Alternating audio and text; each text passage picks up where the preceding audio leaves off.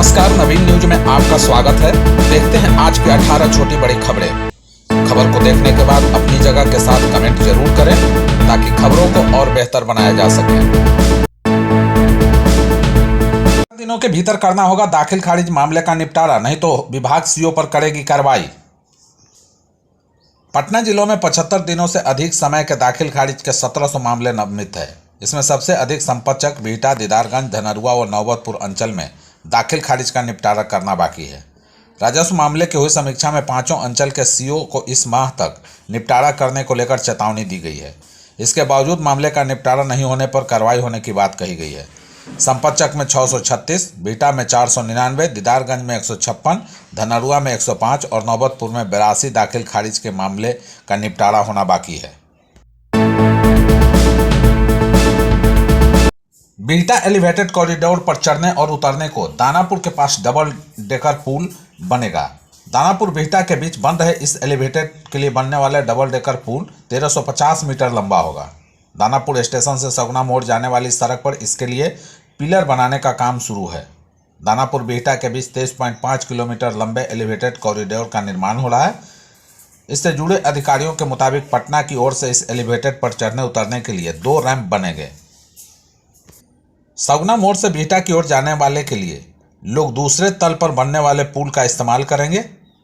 बिहटा से सगुना आने के लिए पहले तल के पुल का उपयोग करेंगे। एलिवेटेड के नीचे का ट्रैफिक समान दिनों की तरह रहेगा। सगुना मोड़ से दानापुर स्टेशन आने जाने के लिए नीचे वाली सड़कों का इस्तेमाल होगा।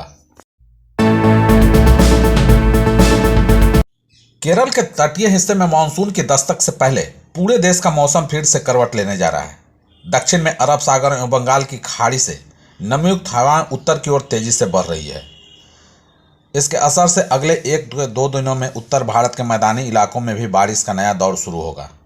जिन स्थानों में बारिश नहीं होगी वहां के अधिकतम तापमान में 3 से 4 डिग्री सेल्सियस तक गिरावट आ सकती है। अभी दक्षिण के राज्यों में जमकर बारिश हो रही है। उत्तर पूर्वी राज्यों में प्री मानसून का दौर जारी है। बिहार के 7 जिलों में नए मेडिकल कॉलेज की स्थापना पर स्वास्थ्य विभाग तेजी से काम कर रहा है। 2860 करोड़ की लागत से इन 7 मेडिकल कॉलेज सह अस्पताल के भवनों का निर्माण किया जाएगा। अररिया में 20 एकड़ जमीन विभाग को प्राप्त हो गई है। यहां जल्द भवन निर्माण शुरू होगा। वहीं अन्य जिलों में भी जमीन की तलाश की प्रक्रिया अंतिम चरण में है। मालूम हो कि मुख्यमंत्री नीतीश कुमार की दिसंबर 2024 से फरवरी 2025 तक हुई प्रगति यात्रा के दौरान 7 जिलों में नए मेडिकल कॉलेज खोलने की घोषणा की गई थी। इसमें अररिया, बांका, जहानाबाद, औरंगाबाद, नवादा, कैमूर और खगड़िया शामिल है। सड़क हादसे में बिहार पुलिस के हवलदार की हुई मौत। पटना जिले के बिहटा प्रखंड स्थित पथलौतिया गांव के रहने वाले बिहार पुलिस के चालक हवलदार मिथिलेश कुमार की ड्यूटी के दौरान सड़क हादसे में मौत हो गई। इस दुखद समाचार से गांव और पुलिस विभाग में शोक की लहर दौड़ गई। सुबह उनका पार्थिव शरीर उनके पैतृक गांव पथलौतिया लाया गया तो गांव में मातमी सन्नाटा पसर गया। वहीं परिजनों का हाल बेहाल है।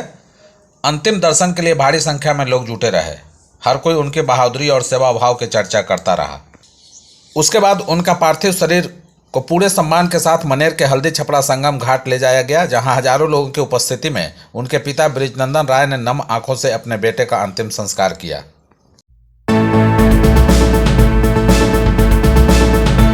बिहार के किसानों के लिए बड़ी खुशखबरी। बिहार के किसानों को कृषि विभाग की योजनाओं को जानकारी देने के लिए बिहार कृषि मोबाइल ऐप की शुरुआत की जाएगी। इसके जरिए कृषि से जुड़ी सभी सेवाएं और सूचनाएं डिजिटल रूप से सुलभ हो जाएगी। इससे किसानों के लिए डिजिटल पासबुक की व्यवस्था की गई है। यह बैंक पासबुक की तरह कार्य करेगी।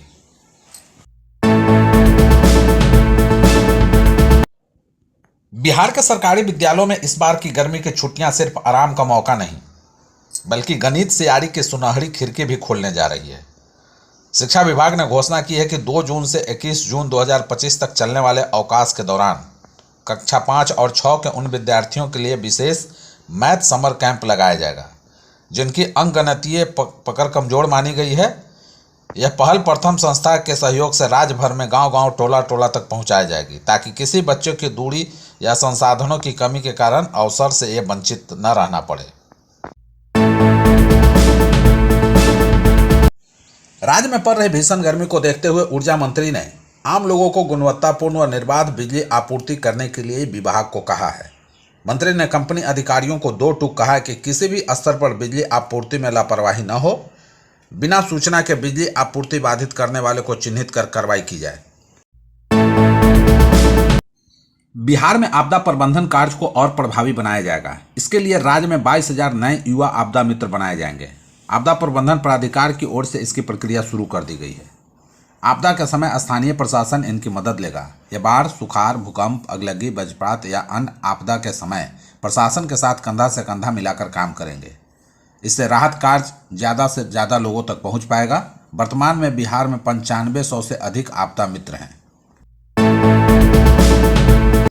नीतीश कुमार के रहते मुख्यमंत्री पद के बिहार में कोई वैकेंसी नहीं।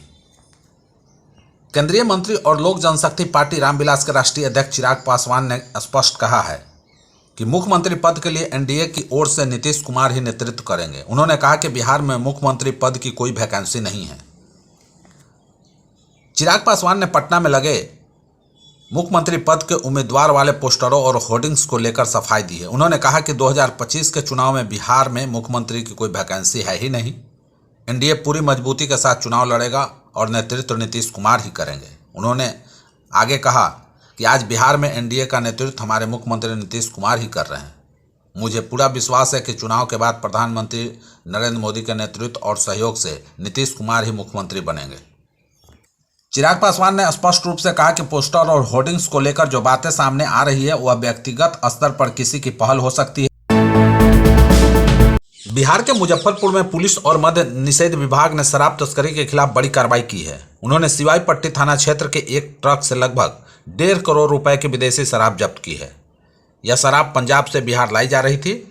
पुलिस ने एक तस्कर को गिरफ्तार किया है और अन्य आरोपियों की तलाश जारी है। इसके अलावा कोढ़नी में एक कार से शराब बरामद की गई है, जिसमें एक महिला को विदेशी शराब के साथ पकड़ा गया है।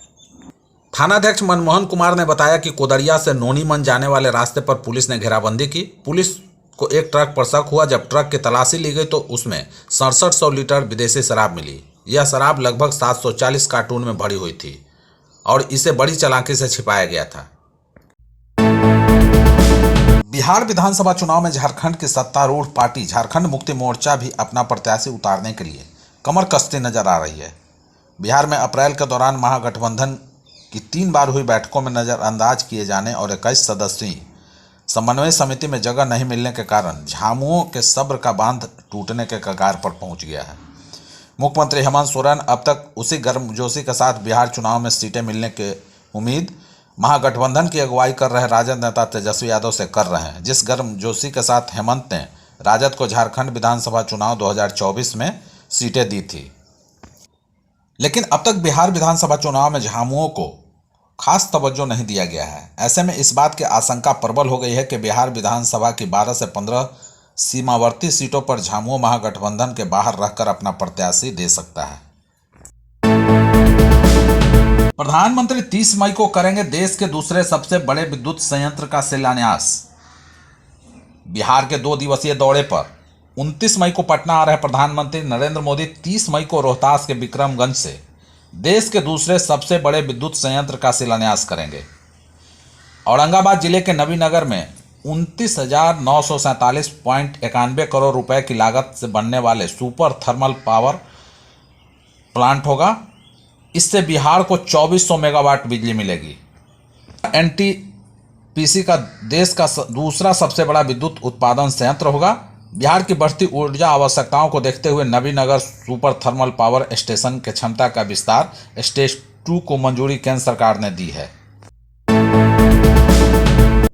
बिहार पथ निर्माण विभाग ने 15,000 करोड़ रुपए की लागत से बनने वाले अलग अलग एनएच का एस्टीमेट सड़क परिवहन एवं राजमार्ग मंत्रालय को भेज दिया है।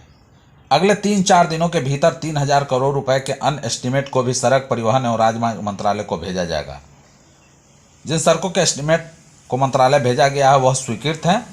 सड़क परिवहन एवं राजमार्ग मंत्रालय के अधीन फाइनेंस डिपार्टमेंट की स्वीकृति के बाद इन सड़कों की निविदा की प्रक्रिया आरंभ होगी।